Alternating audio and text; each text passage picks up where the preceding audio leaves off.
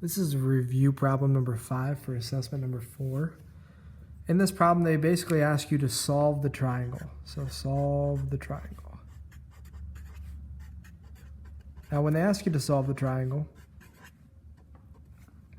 what they're asking you to do is find the other sides and other angles.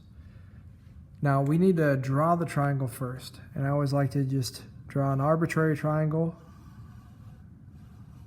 Maybe make it a little larger than normal. Let's label this. We're going to label this A, this B, and this C.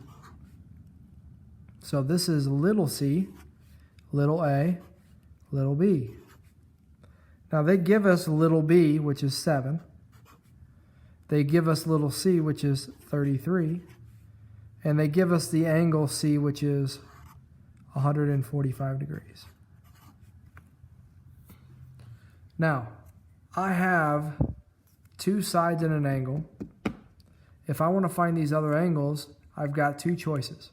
I can go and find and use my law of cosines or my law of sines to find these other angles. Now in this case, I've got an angle of 145 degrees. I have a side which is side length 7. So this is kind of like an angle side problem, right? So I have a side length which is 7, and this other side length is 33. Now remember, if my angle's between them, this is easy to tell whether or not this has one triangle, two triangles, or no triangles. Like if it's got one solution, two solutions, or no solutions. Now, if your angle is not between them, remember you look at the side length that your angle's touching, which in this case is 7, and you compare it with the other side length, which is opposite the angle. And if that side length is greater than the one that's touching the angle, you got one triangle.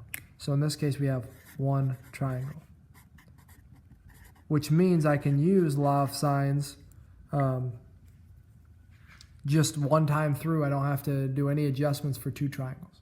So let's go ahead and use this law of sines, and I can use law of sines to find either angle A or angle B. Doesn't matter which. So let's go ahead and do that. I'm going to start with the C, so I'm going to use C over sine C, and I'm going to say 33 over sine 145 equals, and I'm going to find angle A, so I'm going to, no, angle B. So I'm going to say 7 over sine B. So I do some cross multiplying. When I cross multiply, I get 33 sine B equals 7 sine 145. I then can divide by 33, so that's sine B equals 7 sine 145 over 33. And then finally I can do the sine inverse. So B is going to equal the sine inverse of 7 sine 145 over 33. When I plug that in the calculator, I hit the sine inverse button. 7 sine, you see that here, 145. Well, you know what? Let's just piece this together. I'm going to do 7 sine 145.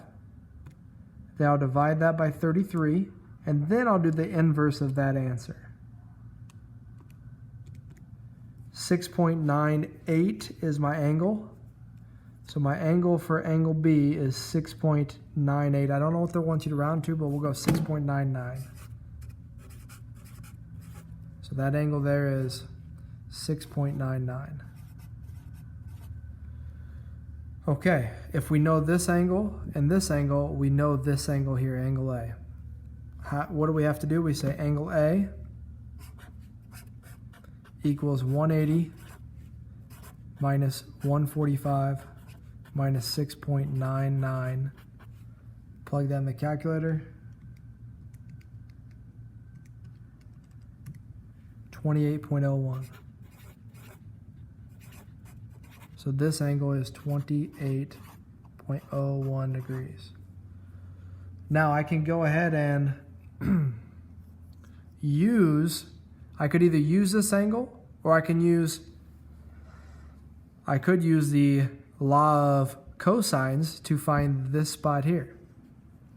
Now if I use the law of cosines in this case, I'm going to, well, I'd have to use A and then its angle. So no matter what, I think law of cosines doesn't make it more exact. I was trying to avoid rounded answers.